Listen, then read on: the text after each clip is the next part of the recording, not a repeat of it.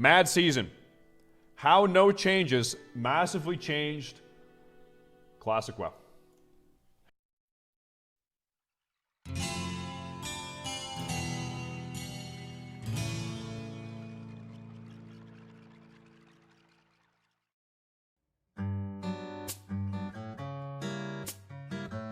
I can hear it already. How dare you speak ill of the No Changes movement? Well, I was on a podcast recently chatting with these fellows, and we discussed at length the effect that it's had on the game.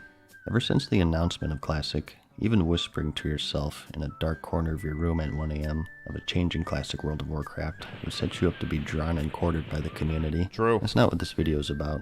This video is just an observation on the No Changes design philosophy and how it shaped the footprint of World of Warcraft Classic and what we've learned from it. No Changes has been important in the sense that it keeps Blizzard on a leash. It serves as the anchor from the game drifting into a sea of convenience and homogenization that the current game remains in today. Although technically there are many changes, most of them are minor when speaking in the context of LFR, WoW token, cross-realm, and other equally major features. But in many ways, No Changes has had the exact opposite effect of its intention, and to learn, it's important to have a discussion on the good and the bad. There have been highs and lows with the game in many aspects, and no one really could have predicted how things would have turned out because... Here's the thing, like, with the whole No Changes philosophy, there are things that definitely needed to be changed, like actual legitimate bugs, right? And we've seen a lot of those pop up. So there are problems brought about by No Changes, but also, I would say most of the issues and problems and turbulence we've had in Classic WoW have arisen because of the changes that we've gotten that weren't necessarily there to fix bugs. For example, layering, right? The layering issue caused so many fucking issues. Like them implementing Leeway when it's like, why? No one really was pushing for that.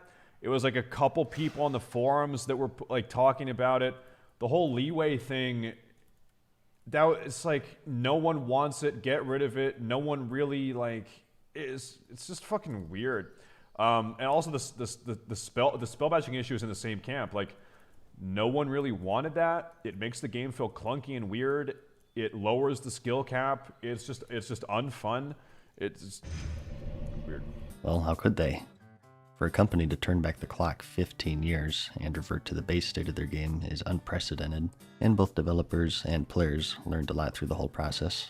The Burning Crusade is most likely the next destination, and specifically for this video, I wanted to focus on the subject of how recreating a game as accurately as possible results in an inaccurate recreation.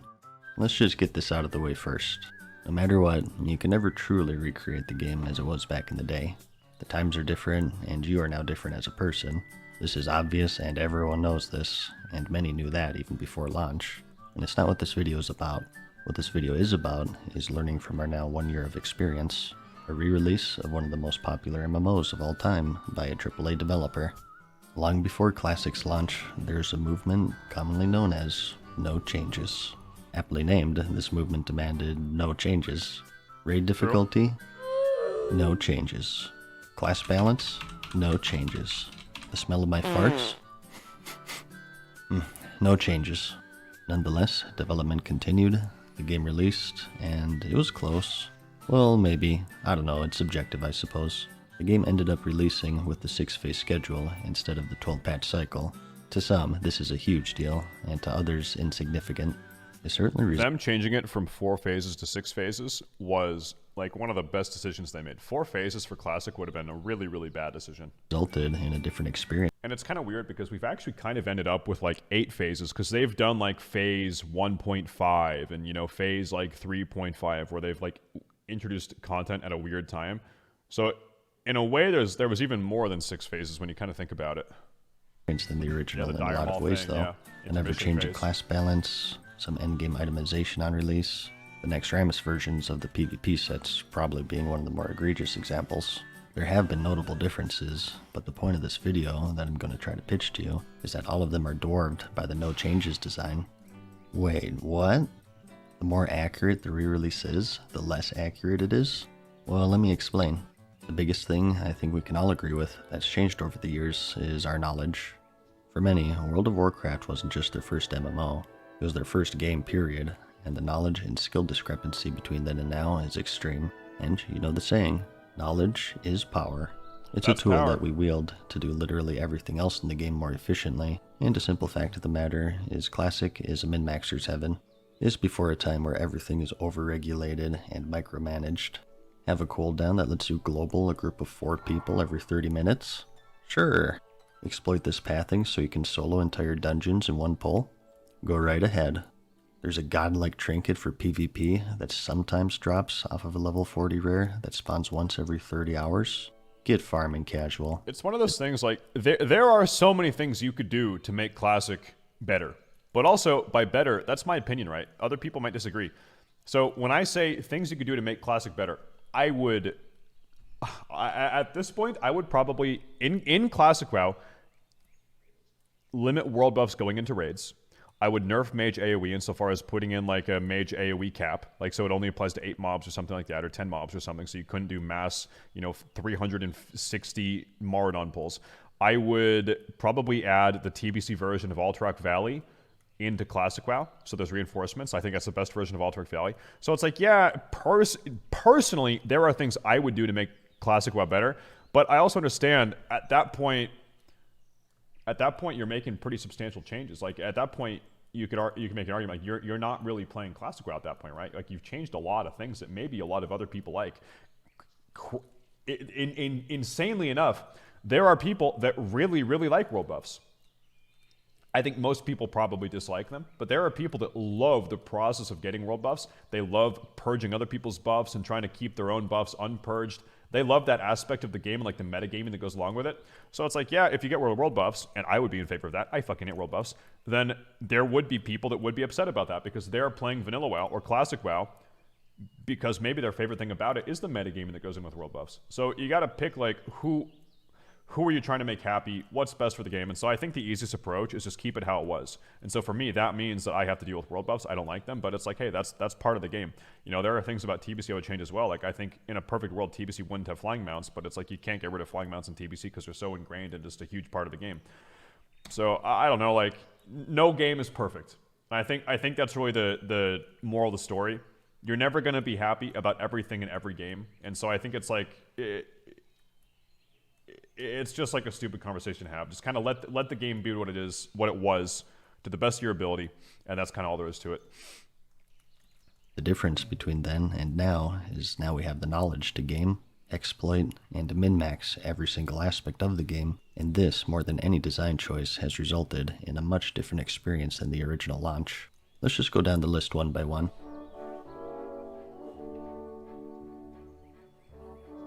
World buffs. Technically back then, you could stack world buff after world buff. You could set up summons, run a gauntlet, and rack up more steps on your character in one single night than you've done in real life for the past year. The Dharmal Tribute, Onyxia, Songflower, ZG, Blasted Lands, everything. Back then, technically you could coordinate 40 people to stack these, and then raid log for 6 days and run through these raids in 30 minutes, but it simply didn't happen. In 2005, approximately 0 people were sneaking into Orgrimmar to get mind controlled and get a 15% melee haste buff. So, as my recollection, I don't even think people knew that you could get War Chiefs on Alliance until Elysium. This is a private server 4 years ago now. Like, this was something people discovered.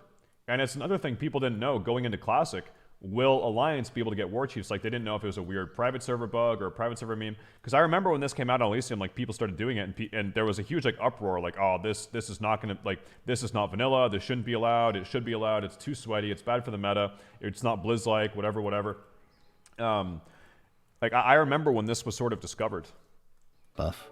But today, it's common. You're hearing it from the horse's mouth. I raided a lot back then.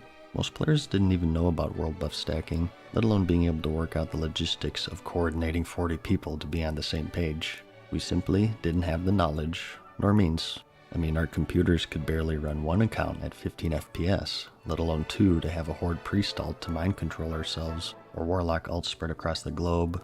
Even the elitist jerks, the best of the best, the #1 US guild led by Ian Hazakostas, didn't stack world buffs.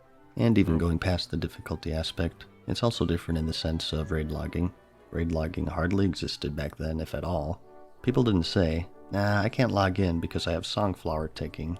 People didn't run a second. I mean, here's one really big thing you could do, is just make it so, like this would really harm the world buff meta to a really big degree, is make it so buffs tick even if you're offline. Boom. There's a very easy way to solve the world buff meta. Someone was saying there's something with summoning alts. The way summoning alts worked in vanilla is different than the way they work now. What was that point? Someone brought this up the other day, and I didn't know this. Like, there was something about the way summoning characters worked back in vanilla that would have prevented the world buff meta in the way that it is now. I just forget what it is. I totally forget about it. Oh, yeah, the shards disappeared. Okay, so for the first half of vanilla WoW, and I think they changed this at the very end. I forget what patch, but it was like for a good portion of vanilla WoW, if you logged out, your soul shards disappeared. That was changed in later vanilla WoW. But yeah, like that's one thing that definitely would have stopped the world buff meta like dead in its fucking tracks, right? An account with a priest to reset head timers, and people didn't have summoning alts across the globe to facilitate world buffs. The effect on raiding is huge, but the effect on the community in a game that's focused around the community is just as huge. I think it's still complete overkill, and without them the raids will still be cleared through rather quickly, but the world buff meta is probably one of the biggest examples of how NoChanges has resulted in monumental changes with how the game is played.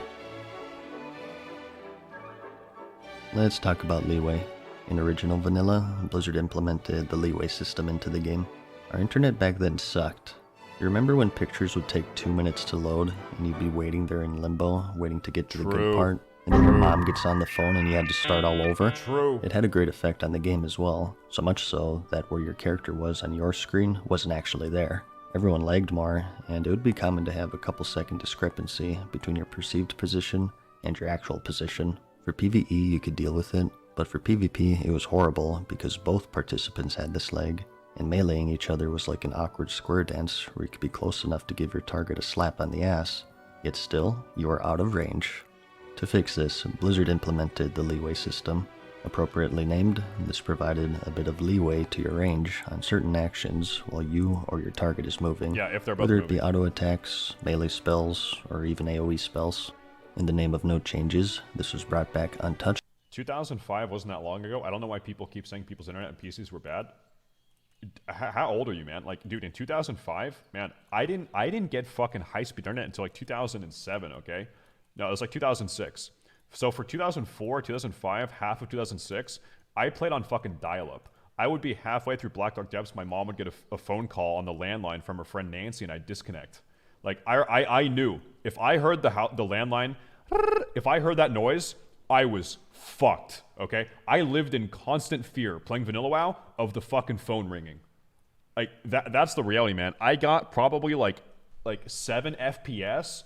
I played on a dog shit fucking laptop. Dude, and I'm sure a lot of people have that same experience. Like, and this is another time when, like, gaming wasn't as mainstream, so I feel like if you were a kid, people's parents were less willing to spend money on gaming equipment and gaming shit. You know what I mean? Now it's very common for parents to spend money on video games for their kids, but in 2005, 2004, it wasn't as common.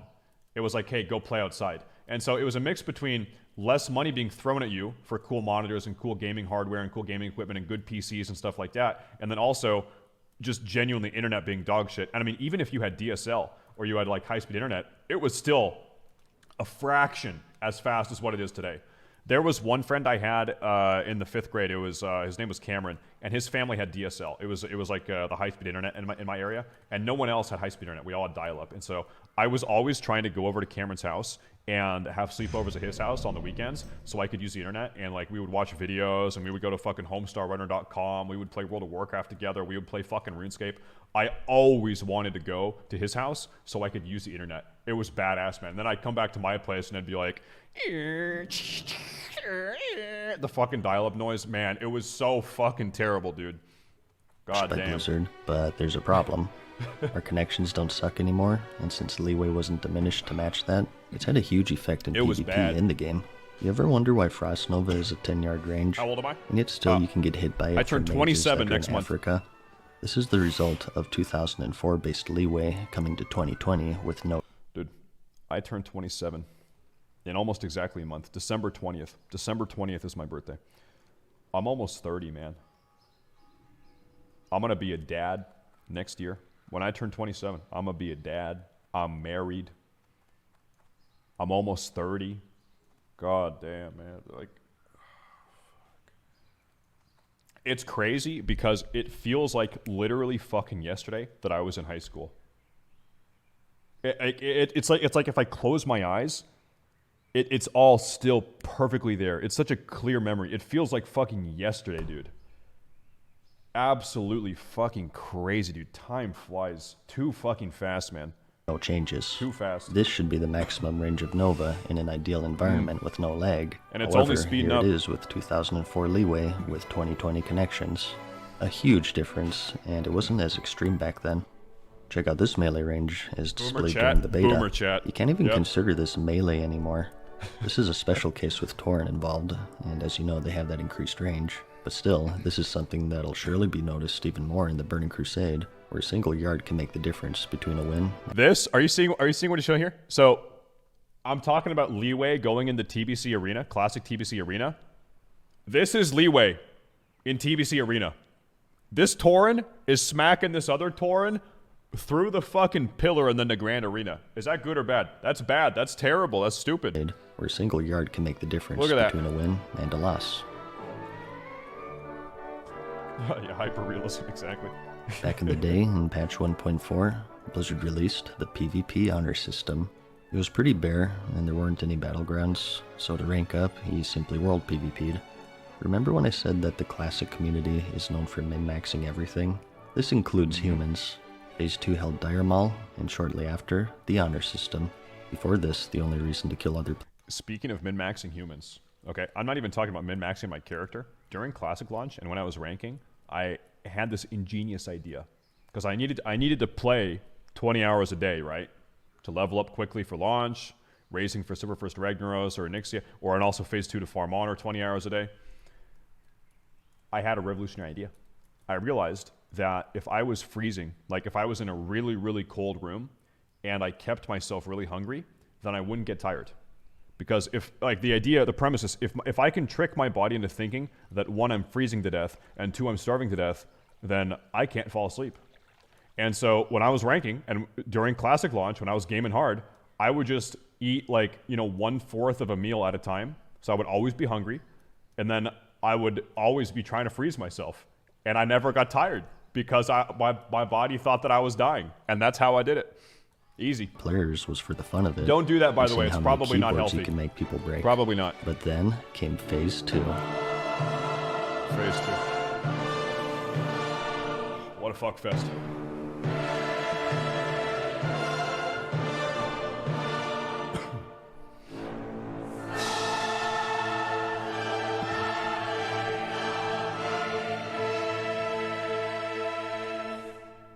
In California, the legal age of consent is 18 years old. In Kansas, it's 16.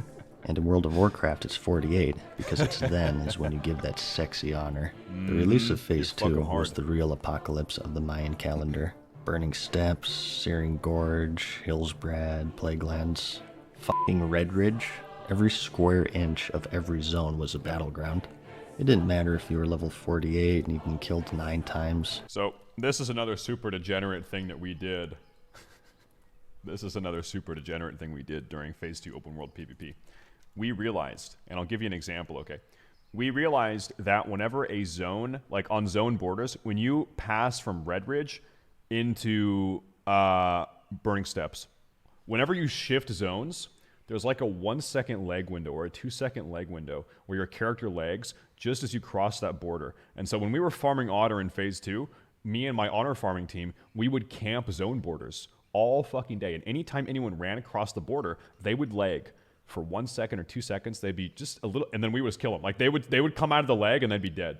So a really big spot at the base of the ramp. The second you step foot on the ramp leading into Blackrock Mountain, you lag out, we'd kill him. Another really good spot, the path into Kargath right here. The second you zone in from Badlands or you shift from Badlands into Searing Gorge, they would lag for half a second, boom, dead. We would set up lag choke points I know it's super fucking degen and terrible, but hey, we need it honor, man. Fuck them, whatever. Who cares? A roaming group of 35 players would paint the floor with your feces Super for a BM. fraction of an honor point, and corpse camp you until you logged off in a wild scramble to obtain the mighty pixel. You think you can hide? Ugh, my spidey sense is tingling. There's a 60 paladin nearby and a rogue, and they're after my finely toned ass. Introducing the spy add-on, otherwise known as wall hacks for World of Warcraft. This add-on essentially turned everyone into a guard in Metal Gear whenever you were foolish enough to come within 200 yards of them. You'd hop up on a list, and you'd see a horde of 20 players just swarm immediately change him. direction. If you were on That's a so PvP true. server and you weren't level 60 by the time Phase 2 came out, you were not leveling up in the world. You just weren't. They're all so Imbalanced servers thirsty. became extremely imbalanced servers as people migrated to either A, PvE servers, B, quit entirely, or C, PvP servers where they outnumbered the enemy faction. 60-40 servers quickly became 70-30, and then 80-20, and now we have some that are 98-2 due to the rampant and unchecked abuse of the server transfer feature. Man, Oh, this yeah. is depressing to watch. Remember, no changes though. This all came to an end when Blizzard finally released the Warsong Gulch and Alterac Valley battlegrounds, and players could once more leave their major cities. But for many servers, the damage had been done, and even today, nearly a year later, they still have. So when they released BGs, dude, this is procking so many memories. Horde BG queues were so fucking long that what the Horde had to do was they would still open world honor farm in between BG queues. Or some Horde players. This was happening on Fairlina. I'm not even kidding you. Like people like Savix and other like sort of like early rank 14s. I'm pretty sure Guzu did this. On Fairlina at least, they would turn up their game sound all the way. So they'd blast their fucking eardrums out. And they would sit there and sleep. They'd sit there like this. And they'd sleep in their chair. They'd put themselves in a queue. They'd take a 20-minute nap. The BG queue would pop. And then they'd wake up. They would take the queue. They'd do the BG. They'd get out, queue again, and then take another nap. So they never actually stopped playing. They never stopped. They would do that for days and days and days, and all they would ever get is 20 minutes of sleep at most. They would take a nap, BG, take a nap, BG, blast their fucking eardrums out, BG. That's how they did it. They literally never fucking log out. Haven't recovered from the ridiculousness of the That's the NoChanges grind. Phase 2 launch. This isn't really a discussion on if this was good gameplay or not. Spoiler alert, What's it up, fat wasn't. kids? But the point here is that, like many other aspects, the PvP system was released with no battlegrounds in the spirit of no changes, and resulted in a massively different and just plain unhealthy experience. I don't know, do you guys remember Ironforge becoming a Horde city back then? Because I sure don't. That's a pretty big change if you ask me. And I could go on and on. We could get into batching designed for 2004 in a 2020 environment. Yep, we could. We could talk about the economy, the level 1 pool parties that they only recently nerfed, Yep. multi-boxing, which they technically allowed back then, that was only recently nerfed. We could talk about dungeon XP with higher levels in the party being no changes, which has birthed the boosting meta. I think by now you get the point though. I'm not putting blame or faulting anyone. The boosting meta is by far the worst thing. Like the worst byproduct of min-max gameplay is the boosting meta. It's worse than world buffs. It's worse than people trying to be parse Andes and log out with world buffs. It's worse than anything else. The boosting meta is so fucking bad for this game. So bad. Here. I said it in the beginning. How could anyone really know how all of this would turn out? In fact, I considered myself mostly no changes at first. What's done is done, and there's no use crying over spilled milk. And that's not the point of this video. The point of this video is, now that we move forward with BC Classic here, is to not be so quick to default to the no changes mentality, because it doesn't necessarily make for a more accurate recreation. In fact, as you've seen, it can be the exact opposite. It's a never-ending battle for developers to combat players' skill and knowledge, and introduce unknowns and obstacles to slow them down. That itself is tough enough, but it's a problem that's exacerbated 100 times over in the context of these re-releases. I remember because not that. only have we played the game before, Holy but people have shit. been playing them for the past decade through the advent of private servers, and the information is now out there. And what's more is you have to balance that with that aspect of recreating the game as accurately as possible. Craziness, dude. It's tough. So how do you keep dated and trivial content challenging to match the original experience, yet still keeping it as accurate as possible?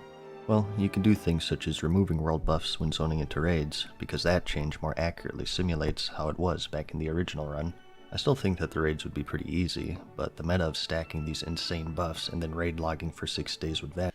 Okay, listen, if they were going to do Classic Fresh, do you think they should do open world PvP? Like, so we had that for 3 weeks, where there was the PvP system, but no BGs. It was 3 weeks of that. Should they do that again in Classic Fresh, or just have BGs from day one? Personally, I would do it for a week. 1 week. 1 week was fun, it was novel, it was new, but after that, holy fuck, it was AIDS, it was terrible. 1 week, I think it's fine. After that, 3 weeks, God, 3 weeks made me want to drive a fucking ice pick into a block in Minecraft and go play Minecraft and mine some diamond. Making it an experience closer to the original run in 04 to 07, which after all was the whole goal of the NoChanges movement to begin with. The key is to target things that are changed with this increased knowledge. If you can isolate it and knock it on that slippery slope, that's the best call in my opinion. People didn't bring world buffs into raids back then, so remove them upon zoning into raids for the re-release.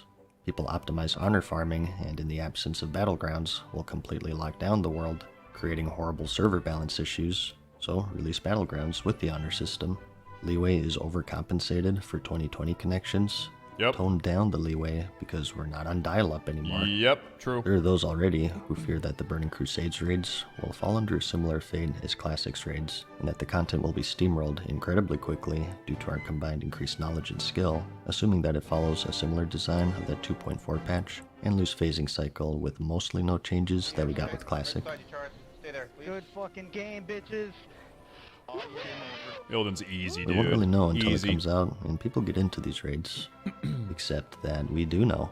China, due to its strict regulations regarding video games, has seen many delays in releases. They only got the vanilla version of the game in June of 2005, 7 months after its North American release, and they got BC in September 2007, 8 months behind the rest of the world. And just 1.5 months later, the first Illidan kill was claimed. 1.5 months. And this is back in 2007, nearly 13 years later, and with the advent of private... So, even in 2007, it took a Chinese guild 1.5 months to level from 60 to 70, do Karazhan, do Gruul, do Meg, do all their attunements, clear T5 content, and then go into Black Temple and kill Illidan. They had like 5 raid lockouts to do all of that, and they did it.